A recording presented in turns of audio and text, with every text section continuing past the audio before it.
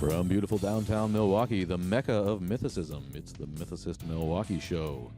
Keeping the all-seeing eye of Horus on the secular movement. Produced weekly by Mythicist Milwaukee and sponsored by Atheist Community of Milwaukee, Kenosha Racine Atheists and Freethinkers, and King's Tower Productions. The Mythicist Milwaukee Show highlights movers and shakers from the global secular movement and explores the mythic origins of today's major religions.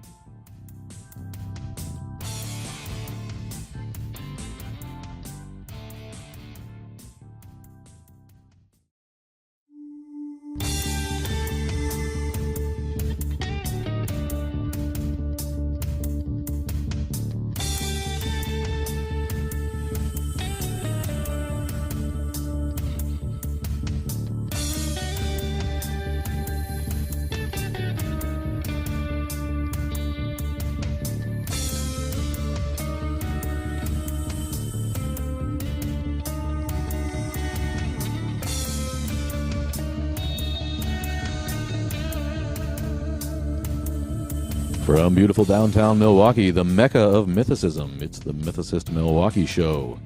Keeping the all-seeing eye of Horus on the secular movement.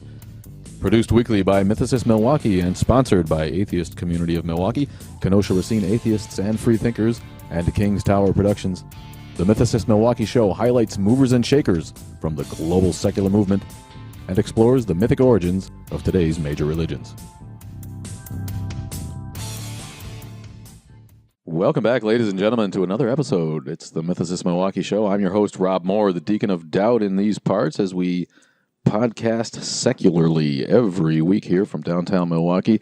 Joining me today, part of the regular crew, it's Mythmeister Antonio Desconocido. ¿Cómo está? I'm doing well. This is an exciting interview here today. And we have producer Sean Frasek joining us for a very exciting guest today. What do you know about a Norm Allen Jr., Sean? Norm was actually the first and only full-time African-American secular humanist activist traveling the world promoting secular humanism and skepticism. And in Africa, he helped establish and strengthen 72 humanist groups in 30 African nations. And I actually was able to see one of them when I was out in Kenya. Really? Yeah. Yeah, he founded the African Americans for Humanism in 1989 and led the organization until 2010 while he was with the CFI, Center for Inquiry, the organization, which is the Council for Secular Humanism, AAH, and the Committee for Skeptical Inquiry were based. He was an editor with the Free Inquiry magazine. So we're really, really, really excited to have him on. Welcome to the show, Norm Allen. Are you there, Norm? Yes, thank you for having me. No, it's our pleasure. Honestly, amazing. 1989. You founded the first and only, I assume at the time, African American Humanist organization. What was it like? Take us right to the beginning. What was it like being ahead of the entire secular movement curve? Not just the only black atheist seemingly in America, but really ahead of the movement in general. Tell us your story, Norm. Well, I was really kind of reluctant to do it because I wasn't sure that it was absolutely necessary. Paul Kurtz, who headed the Council for Secular Humanism and at the time it was CSICOPS, Committee for Scientific Investigation of Claims of the Paranormal, he had headed both of those organizations. And I was really excited because I had learned about the magazine of the Council for Secular Humanism, which is Free Inquiry magazine. I had subscribed to the magazine, and then they were trying to establish secular humanist groups all over the country. And at the time, I lived in the Washington, D.C. area, so I helped to establish the Washington area secular humanist. And as a result of that, I met Paul Kurtz, and we talked. And eventually, I decided to write an article for Free Inquiry magazine, and the article was titled Secular Humanism in the Black Community. As a result of that article, more and more people were interested in having more African Americans become involved in organized humanism. And so Paul Kurtz asked me to come work for the Council for Secular Humanism. And so I did. But at the time, I didn't think it would be necessary to form a separate organization or an organization within the secular humanist movement to reach out to African Americans. But as I started talking more and more to Paul Kurtz and others, I began to see that it was necessary to have that organization, which really wasn't a separate organization. It was a part of the Secular Humanist movement, and it was a part of the Council for Secular Humanism, but it was a subdivision, and that was our primary focus. And so I decided that one of the things we had to do was to make ourselves known. So we had to reach out to the black media. It was really interesting in the beginning because when we reached out to the black media, they gravitated toward us right away. I thought that we might have some difficulty, but they were excited about it.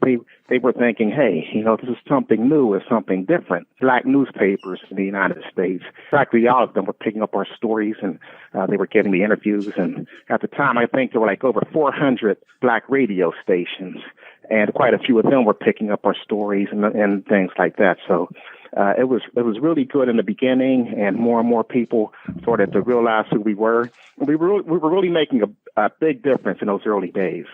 Despite that, there's still a huge hole, it seems like, to us, from our perspective here, in the black atheist community. Are those efforts still underway? Are they just kind of not on the radar, or what's the state of it today?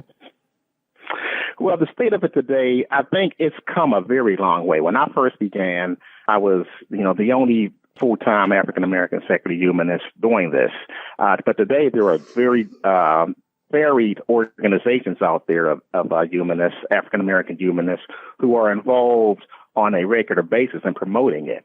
I know they don't get enough attention, and that's primarily what the problem has been. They have not gotten enough attention from the mainstream media or enough attention from other secular humanists, but they are out there. You do have organizations other than African Americans for Humanism. You have the black atheist groups down there in Atlanta, Georgia, and various other cities.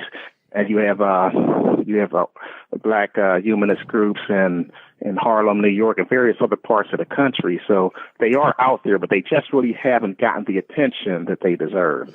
So, Norm, what attracted you to the humanist wing of the secular movement? Well, actually, I was attracted not only to the humanist wing, but to the atheist wing, the free thought wing.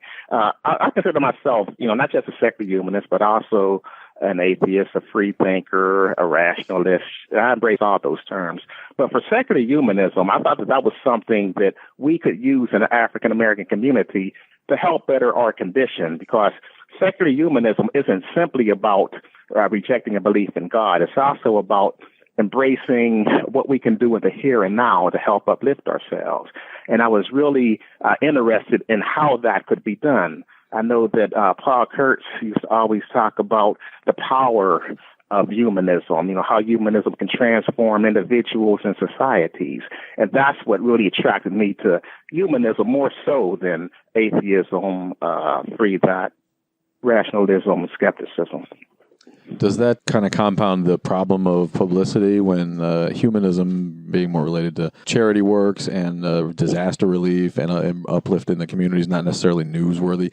Where are the outspoken black atheists? Where's the guy who wants to be known as a firebrand atheist who wants to rally the crowds to the secular side? Is that person out there on the horizon? We're acquainted with Mandisa Thomas, who you mentioned, of black non-believers, but who do we look for as a black leader in the atheist community?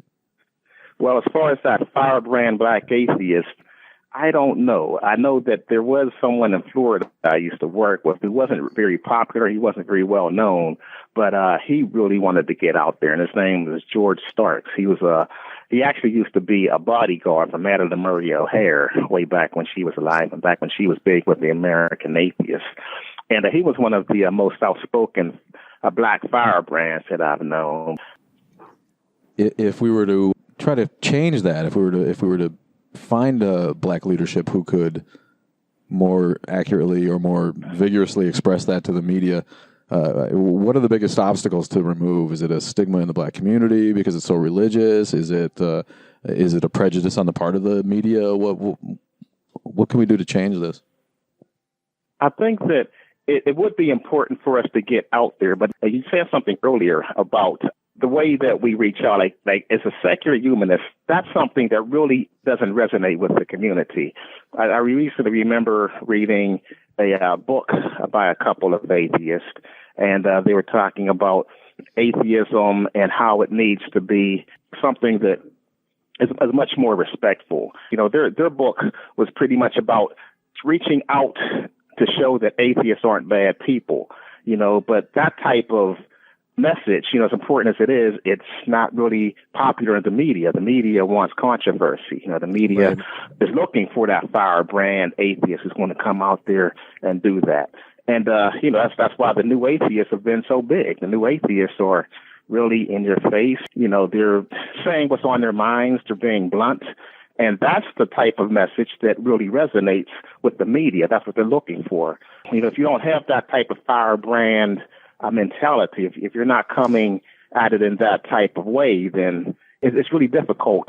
You know, unless, of course, you're going to have a charismatic leader. You know, like you can still make some headway into the mainstream media if you have charismatic leadership. Like, say, if you look at the religious community, and with Martin Luther King, he was about social justice, but he was also very charismatic, and that's how he really was able to make that whole movement work, you know, through the force of his charismatic personality. But short of that, it's going to be difficult. You know, back in the 19th century, you had people like Robert Greene Ingersoll, who had that type of charismatic personality, but he was also a firebrand as well. He was a firebrand, but he was also a secular humanist. If you could take those two ideas and meld them together, I think that is something that would really be able to capture the public's imagination. So with the religious right being so strong at the end of like the Reagan years, you coming out with the African Americans for Humanism in 1989,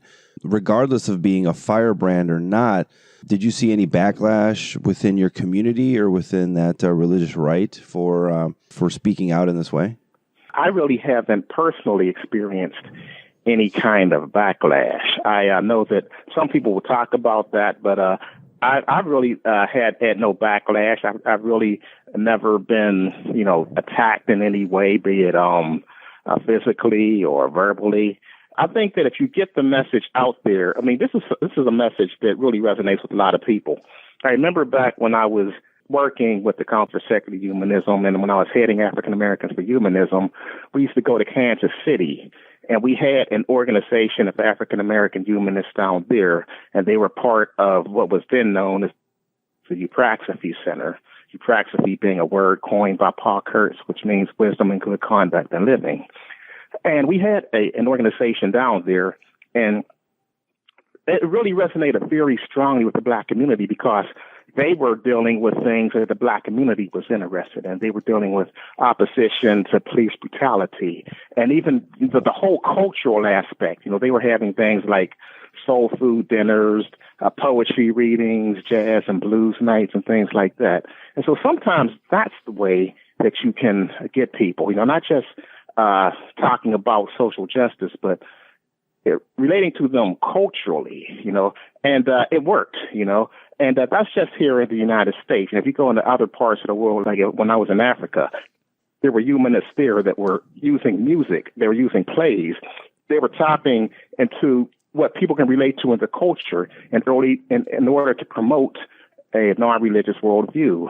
And it worked. It was very successful. Yeah, and actually, I don't know if you're familiar with the Atheists in Kenya organization, but we actually had the opportunity to visit them last year, and Harrison Mumia, who is doing a fantastic job out there. Obviously, the odds are stacked against him, and for anyone that's been to Kenya knows the type of indoctrination that's taking place. I mean, on television, it's the Bible quotes of the day. On the radio, every radio station was the Bible quotes of the day. Every day in school, Bible verses to memorize. Yeah, the orphanage that we were staying at, there was 5 times a day they had to pray, the kids there. And, you know, for Harrison to kind of step outside of that mold, it's a double-edged sword for him because he is getting some media attention. They do bring him on as the other perspective. So like when the Pope went to Kenya last year, like they brought him on the local media as kind of like the response. But at the same time, he's getting a lot of backlash from locals out there too, you know. So yeah, if anyone out there is interested in learning more, check out Atheists in Kenya.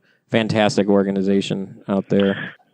Yes, there are always going to be those instances where you receive some kind of backlash, but that's it's going to be anywhere you go. Be it in the United States, be it in the white community, the black community. It's true. We are a minority, and people fear what they don't know. They fear atheism. Every time we turn around, we're hearing about some new study coming out. Talking about how atheists are the most reviled people in society. And, whenever that's the case, you're going to receive some backlash. There's always going to be backlash, but you can overcome that backlash. There was a backlash against the civil rights movement, but today we look at the civil rights movement as one of the crowning achievements of American democracy. There was a backlash against the women's rights movement. And, there's going to be backlash, but you just have to accept that that's a fact of life and deal with it, move on, and continue to promote what you're promoting. And eventually, that backlash will go away. Eventually, there's going to be acceptance, but it takes patience. It takes time. We had Reggie Finley on. He's the infidel guy, and he made us aware of your existence and told us that he was a main inspiration. You were a main inspiration for him doing his thing today. Yes, we go back a ways, and I was down in Atlanta one time. He came down to one of our conferences. We had a conference, and the theme was are religion and was it religion and science compatible? And he came in because he's a former psychic. He and his wife are former psychics, and they came down and talked about their experiences. And it was a conference for the Center for Inquiry, which housed both the Council for Secular Humanism and the Committee for Scientific Investigation of Claims of the Paranormal. Were you always an atheist, or were you raised religiously like a lot of us? I was raised religiously. I didn't become a full-fledged atheist until I was 31. And it was actually my brother that pushed me toward atheism, because we were talking one day, and he always thought I was an atheist, was the one who pushed him toward atheism. Okay. But he actually pushed me toward it. And we were talking one day, and he was surprised to find out that I still believe in God. And one day he asked me, well, why is that? And I started thinking about it, and it just occurred to me that it was just the God of the gaps, and that there was really no reason to hold on to that belief. And eventually I shed it altogether. It's a very progressive thought for that time. I mean, that is just completely, forward thinking. Are you a science guy? Do Right. you like science? Is it a hobby of yours? Do you get into it? Yeah, yes, I like science. I believe in good science. I really became an atheist because I started thinking more and more about the origins. Before I would look at the world like most people do, and I would say, well, all of this could not have been created or all of this couldn't have happened by accident, so to speak. And started thinking more deeply about it when I started learning more about science, when I started reading the responses to what I had learned before, because at the time I was really into creation science. To me that made sense. But once I started reading the critics of creation science, then out of things that I learned, they just began to fall away. So for me, it was all about critical thinking, just opening my mind and seeing other sides that I had never seen before. Yeah, we see here that you've also you joined the Institute for Science and Human Values, and up until recently, about 2013, you were with the Journal for Human Prospect. Are you editing any other magazines related to secularism, or what are you doing these days? No, I retired from organized secular humanism back in 2013. But today I don't really edit, but what I do is I still write an online article for the Institute for Science and Human Values, and it's titled Reasonings. So I still do that on a regular basis, and I still occasionally write book reviews. I help to edit books for other atheists out there, but as far as actual secular humanist activism, I haven't done the past few years. And what inspires you for the ideas under that category of reasonings? Well, I just like the whole notion. We were working with Spanish-speaking groups, and we had a journal titled Razonamientos, which means loosely reasonings in Spanish, and that's what we were promoting. And so I just like the whole notion of well-reasoned arguments, well-reasoned presentations. And so what I write about isn't just atheism, but I write about subjects that are relevant to secular humanism. I write about racism. I write about sexism. I write about progressive politics, but I also do write about atheism. I write about science-related issues. I'll make critiques of intelligent design and creationism and numerous other categories, but it's pretty broad. But I think everything that I write is directly relevant to humanism. Yeah, it seems that you're definitely into the social activism. Have you had any recent speaking events related to social activism? No, I really haven't been involved, as I said, since 2013. What I do today is I work with an organization called the Veterans Outreach Center. And what we do is we help put veterans to work. We not only that, but we help to find housing for them. We help provide them with legal advice, with consumer credit counseling, and various other services. Although I'm not involved in secular humanist activism anymore, I'm still involved in helping people to improve their lives. Now, you mentioned that atheists are often cited as the most reviled people in society, but we're also the fastest growing religious segment is the nones. Recent studies have shown. What's your take on the state of the movement? Or do you see an end to the sway that religion is able to hold in government and in the country in general? Well, I don't really follow the movement as closely as I used to, but I'm still pretty positive. I mean, things, especially among the younger people, are moving in a very positive direction. I mean, young people just don't embrace religion the way their parents did, and of course, that's something that we approve of. And I think that if you look at what's going on in Europe, I mean, Europe, I think, is pretty much setting the lead for the United States. Even Canada seems to be less religious than the United States.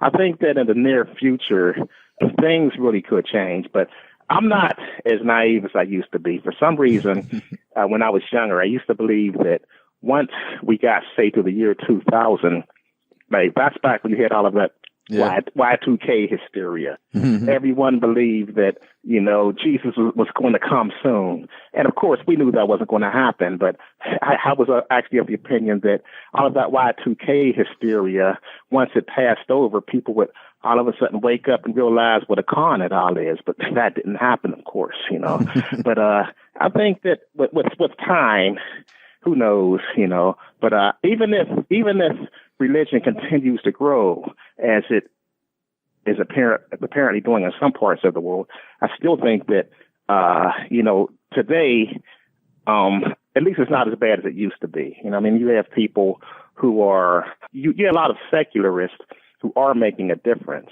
And religion just doesn't have the power it once had. So as long as its power isn't what it used to be, that's good. And I think that the power of religion in the United States is waning, and that's a good thing. And we might not necessarily be moving toward atheism.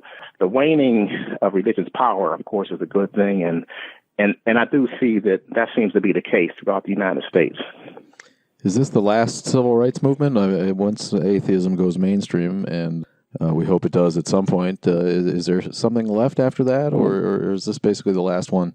Well, It's certainly possible. Like I said, recently I've been reading a few books on this whole topic. And right now I'm reading one which actually came out back in 2009, titled Reason, Faith, and Revolution by Terry Eagleton, who offers a strong critique of the new atheism. And, a lot of people who are of his mindset believe that it's not going to happen. It's just hard to say. I'm not a prophet. I do believe that society is becoming less and less tolerant of religious bigotry. I do believe that if you look at what's going on around the country, especially in light of what's been done by organizations such as the National Center for Science Education, creationists and intelligent design theorists just don't have the influence they used to have in the schools. And I believe that's a good thing. It's still somewhat of a threat, but not the threat it used to be. And I think in that respect, we're moving in a positive direction. I believe that especially among young people, they're not really listening to the homophobic messages that are coming from religion. They're not buying into the patriarchal messages. Norm, you state that you were raised in a religious household, and you're obviously a leader and extremely progressive. What was that moment where you began to question? And also, what was the transition like within your household and community? Was everyone accepting of you? Well, it all began right. Well, I began to question right away because I was raised in a religious household, but not a fanatical household.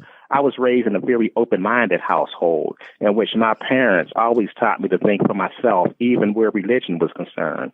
And when I was young, I asked my mother, because I had been exposed to other religions, and all these other religions were saying that if you don't accept this particular religion, you're going to burn in hell. And so I asked my mother, how can we be sure that we have the right religion?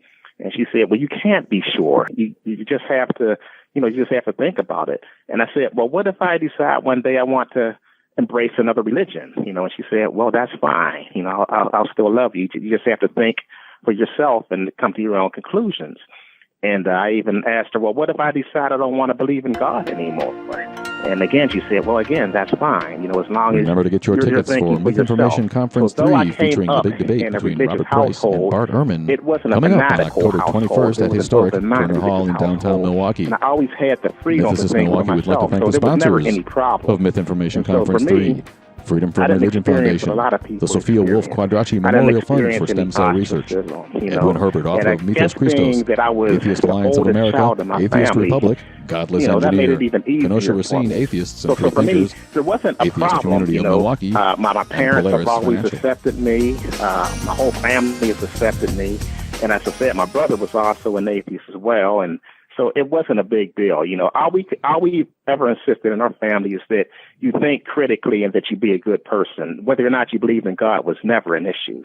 I was lucky to have come up in that type of environment. Yeah, very fortunate indeed. What kind of church there in Pittsburgh were you attending as a youth? Well, that's interesting. I attended a church called Baptist Temple, which was, of course, not surprisingly, right around the corner from where I live. Actually, it was right up the street from where I live, just one block up from where I live, in fact. And the thing about this church, it was interesting because during Sunday school, you were talking to a bunch of free thinkers. We had people in there who were questioning everything. Mm-hmm. Even though this was a Sunday school, a Baptist church, we had people, Sunday school teachers, who were in there getting us to question everything, getting us to question even the existence of God. And, of course, I found that, very interesting. I found that to be intellectually stimulating. And that's something you just don't hear in most Baptist churches. So for me, I was fortunate enough to have that experience in which I was in a church that encouraged that type of critical thinking. So even though it was a Baptist church, it wasn't your typical Baptist church. I think the First Baptist churches in the North are in fact more typical of what I basically the same experience in at a Congregationalist church in Connecticut, which is very similar to a First Baptist church. Right. People think of Baptists as being very fundamental, Southern, traditional in that way, right. But really, many Baptists are First Baptists. And it sounds like you had a similar experience as I did growing up, where there was agnostics and atheists and free thinkers of all sorts. And the Bible was open to any kind of interpretation. So you indeed got lucky with a good philosophical education there. Right. Yeah. For me, I not only had that education, but because I was encouraged to think for myself and to read, I started reading other books. I started reading books on comparative religion. I started reading books on secular ethics. I started reading books on philosophy. I started reading books on religious criticism, on the history of religion. And once I started reading all these books, then my mind really started to expand, and I started to understand that, much of what I had learned simply wasn't true. Because when you're in Sunday school, for the most part, they teach you, if it's at least in my churches, if they would teach you that if it's in the Bible, it must be true. You can't question it. Once I started getting older and older, I started asking more and more questions. And even prior to that, back when I was in 8th grade, when I was in music class, we were exposed to the song from Porgy and Bess, "It Ain't Necessarily So." The things that you're liable to read in the Bible, it ain't necessarily so. And that, again, made me start to thinking, well, yeah, that's true. They're talking about Methuselah living 900 years. why should we necessarily believe that? And those types of cultural experiences help to lead me on the way away from theism and toward atheism. I think it's even more powerful knowing that the African religions were ancient, were one of the first religions, and for whatever reason, the Abrahamic faith, obviously through political means and other means have taken power. But yeah, once you start realizing that these earlier religions are out there and they have a lot of the same concepts and traditions that are still practiced today, you start realizing where the modern day religions actually got their messages from. Right. And on that topic, in my very first book, African American Humanism, an Anthology from 1991, there's an article in there by an African humanist from Ghana. And he writes about his particular experience in Ghana. His name is Kwasi Wiredu. He's actually an African philosopher. And he writes about ethics, the ethics of the Akan people in Ghana. And he shows that their ethics are secular. There's nothing religious whatsoever about their ethical system, and they're just as ethical as any other people. And so when people talk about Africa and they think strictly in terms of superstition or religion, well, Africa is a very vast continent, and it is a very complicated history, and it's not that simple. And when I was in Africa, I met with numerous humanist groups, and I helped to strengthen these groups. I helped to establish some of those groups. And you'll find some incredibly sharp people over there in Africa, some incredibly sharp humanists, incredibly sharp skeptics who know a great deal about evolution, about philosophy. And so when you look at Africa and think superstition, well, you're just getting one side of the story. It's a lot more than just superstition. It's also about people who are striving toward secularism. You have a lot of scientifically minded people over there. You have people who have been trained in, universities all over the world, like Oxford University, Harvard, what have you.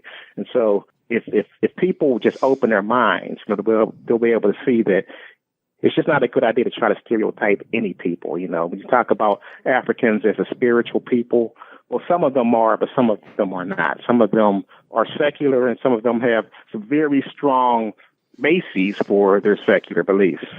Right. Speaking of opening your minds, Antonio Desconocido es aquí para abrirlo de nosotros. Tell us a myth, Antonio. He's the Mythmeister with a little segment we like to call Myth of the Day. Take it away, Antonio. The snake or serpent appears multiple times in the Bible. It also appears many times throughout history prior to this invention. Ningish Zeta is from ancient Sumeria, a deity also known as the oldest known representation of two snakes entwined around an axial rod. We also have the Ouroboros, which is an ancient Egypto-Greek symbol depicting a serpent or dragon eating its own tail. The Ouroboros often symbolize self-reflexivity and cyclicality. With that, the serpent or snake is one of the oldest and most widespread mythological symbols. The word is derived from Latin serpens, a crawling animal or snake. Snakes have been associated with some of the oldest rituals known to humankind and represent dual expressions of good and evil. Some symbolic values frequently assigned to the serpent include fertility and rebirth, guardianship, poison and medicine, and vengefulness. More recently, we also see the pre-Columbian or pre-Christian Central American Quetzalcoatl, or the feathered serpent. We also see in Hindu mythology Lord Vishnu, who is said to sleep while floating on the cosmic waters of the serpent Shisha. In Greek mythology, we see Asclepius, which is a god of medicine and healing in the ancient Greek religion. And in the Hebrew Bible, we see the serpent in the Garden of Eden, which lured Eve, the promise of forbidden knowledge, convincing her that despite God's warning, death would not be the result. The serpent is identified with wisdom in Genesis 3:1, and also the staff of Moses transformed into a snake and back into a staff in Exodus 4:2-4. And that is our myth of the day. Thank you, Antonio. You got any thoughts on snakes there, Norm? You like snakes? You afraid of snakes? Well, I do have a comment on this whole myth of the day. That's an excellent idea. And it's that type of information that led me away from Christianity. And a lot of people just don't understand origins of their religion.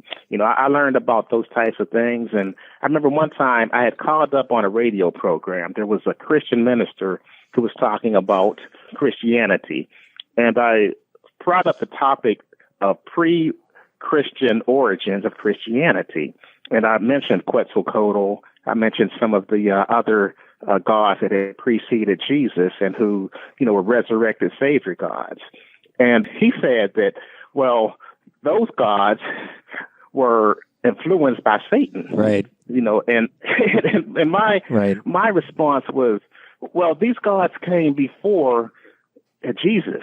And if they were influenced by Satan, then why would Jesus come behind gods that were influenced by Satan? It was just such a crazy idea. Well, that's one of the oldest apologetic statements taken from Justin Martyr, that when he was trying to explain to the Romans why, you know, you had all these like dying and rising gods in antiquity, that was his best explanation, is that Satan came before Jesus to show his face in the pagan world and to fool everyone, so that when Jesus came, nobody would recognize him or respect him. And it's kind of funny. It's because that actually, they were around before Satan was even around, before that idea was even a figure, you know. So it's right. It's a really bad explanation, in my opinion.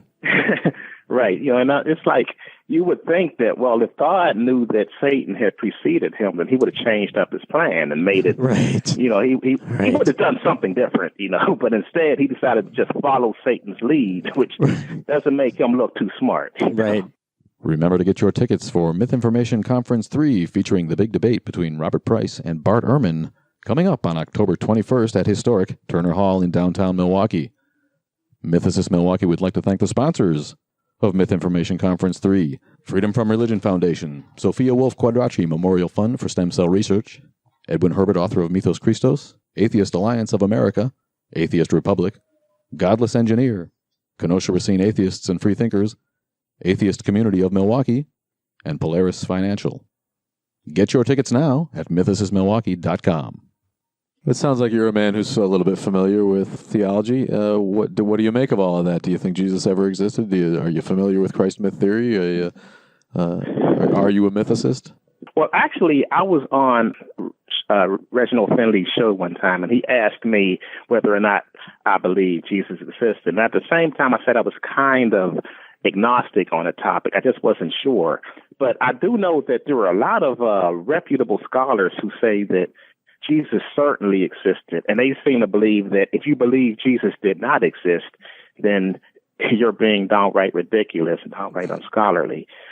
Personally, I guess I could still say I'm still agnostic on the issue. I'm not really certain whether or not Jesus actually existed. Of course, if he did, we're not talking about a savior God. If he existed, of course, he was just a human being. Right. But if he actually existed in reality, I guess at this point, I'd still have to say I'm not absolutely sure, but I don't know. It seems that it's probable that there was a human being, at least after whom this Jesus was patterned, but it's hard for me to say for sure. Happily for us, there's a rising batch of respected scholars who do take the opposite view and who are beginning to do peer-accredited work and peer-reviewed work and highly respected volumes on the lack of evidence for Jesus' historicity, and in fact debunking most of the weaker arguments for it. In relation to that, we'll be having a debate here in October. If you're able to come at all, you might be interested in seeing that. Robert Price and Bart Ehrman going to debate the historicity of Jesus itself on October 21st, downtown Milwaukee. I'm going to have to probably do more research into that, that's, it's a great venue. We can send you to, if you're interested, we'll get you a ticket. Check it out at mythicistmilwaukee.com. Check out all the details. It's a full half a day of conference starting at 1 o'clock. And then leading up to a really interesting theological debate. The big debate. Yeah, so, and then you can get it online, too, if you can't make it to Milwaukee. And those out You'll there be able to get see it after, yeah. well, you can see it. We're live broadcasting it, so For a fee, right? Yep. Yeah, I'll do that. But I believe that even if there was a real historical Jesus, it really doesn't matter too much to me, because if he existed, he was just a human being, and I certainly don't believe in any of the dogma. Yeah, I don't believe he was crucified and resurrected. All that stuff is just plain dogma. I have no use for that whatsoever. And as a moral teacher, I think he was vastly overrated. I mean, I know he had some good ideas, but if you ask me, I would prefer someone like Confucius, someone like Socrates. Socrates, someone who was putting emphasis upon critical thinking. He had a whole Socratic method of investigation. Right. I mean, you had Confucius too, who was, he was secular, and he was, putting emphasis on the human being, not on anything that was supposedly divine, but he was human-centered.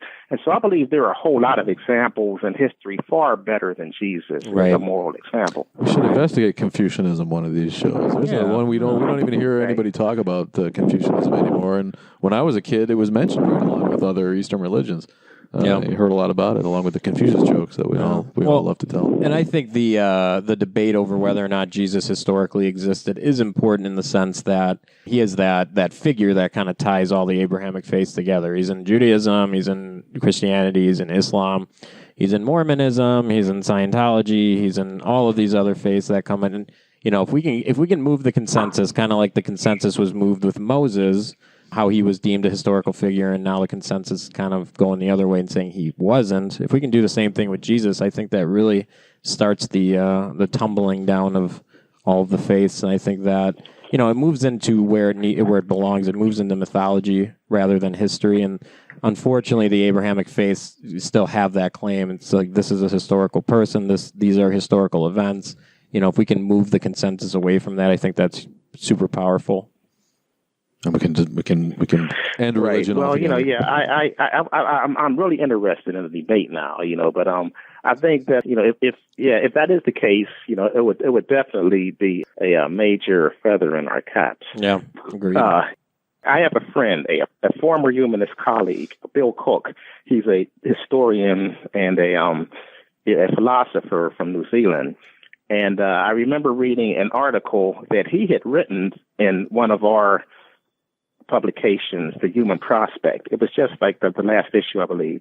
And he was making the claim that, this whole notion that Jesus did not exist, he believes that it's downright embarrassing. He believes that it's absolutely clear that there was a historical individual, Jesus Christ, and he's not alone in his opinion, and there were other atheists who also believe that Jesus definitely existed. But as I said, still, I still have to be agnostic on the issue. It's hard for me to tell right now. I'm going to have to do some more research on it before I can give a definitive conclusion. And I really hate that term agnostic, because it sounds like a middle of the roader. Yeah, it's a fence sitter, right? Yeah.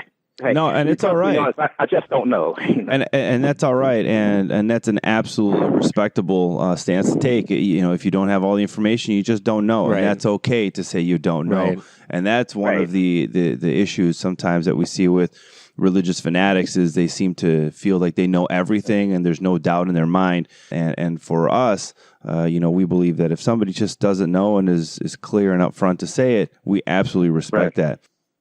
I just want to add on to that. On the other hand, you have a lot of atheists, who I would call atheists, people who don't really believe in God, but they call themselves agnostics for various reasons, I guess because they don't really want to be too controversial, or they don't want to alienate their friends. They don't really believe in God, but they prefer to use the term agnostic. And, to me, do you have a question? A question is, do you believe in God? And there are three honest answers. Yes, I believe in God. No, I do not believe in God. Or I simply don't know exactly what to believe. And I believe that there are some people who call themselves agnostics who really don't believe in God, but they don't like that term atheist.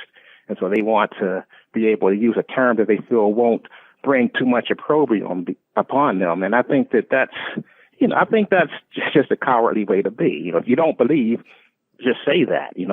Don't say that you're an agnostic when you really are an atheist and just doesn't have the courage to come out and say it.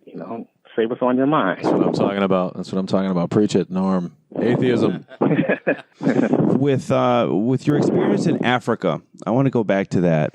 It says we see here that you helped establish and strengthen 72 humanist groups in 30 African nations. How much time did you spend in Africa to make that happen? Yeah, that's the beauty of it all. I only went to Africa 5 times, and actually, I went to Africa 7 times and visited 9 different countries. But as a result of going there, I got to make numerous contacts. So I didn't have to spend, several years in Africa. I just going there 7 times in 9 different countries, I was able to make very important contacts with some of the most active humanist leaders there. And so, and at the same time, when I first started this, there was no email as we know it. Most people didn't have email. This was way back in 1989. Most people didn't have email, and we were still using snail mail for the most part. And and it was really difficult communicating that way, but still we were able to connect. And then once email came to the fore, once social media started coming to the fore, it became increasingly easy to connect with people. And so it wasn't necessary to do all that traveling anymore, even though I still did it as much as I could. And I was just making so many fantastic contacts with people over there, and it was spreading like wildfire. People over there were really hungry for this humanist message. I met people like Leo Igwe, who was the premier secular humanist activist in Africa, and he was able to go all over the continent, meeting people, establishing groups. And so just having those good contacts, all of that was very invaluable, and we were able to connect with so many different people on so many different levels. It was a really good time to be involved in organized secular humanism. In addition to Leo Igwe, who you just mentioned, are there any other secular leaders that you can share on the air that are based in Africa in this movement, especially when we see missionaries now going into Africa trying to convert people as quickly as possible because they are losing a lot of footing here in the Americas? Yes, there are quite a few. In fact, Uganda has been a hotbed of secular humanism. And there's an organization there called the Ugandan Humanist Effort to Save Women. And they've been doing some excellent work in rehabilitating prostitutes and in promoting humanism by way of music, by way of plays, and various other ways. There's also another organization called the Woman of the Free World Organization in Uganda. And a few years ago, I went to Uganda and helped them to initiate the very first, as far as I know, secular humanist soccer team. And what this organization did was they were trying to empower girls and women through sports. And in Africa, women are discouraged to even go into sports, especially in places such as Uganda. But this was, as far as I know, the first humanist soccer team in the world. And it was nice to be over there because you saw these young girls. They were out there involved in sporting activities, and they were running up and down the field, just feeling loose and free. And it was great to see that.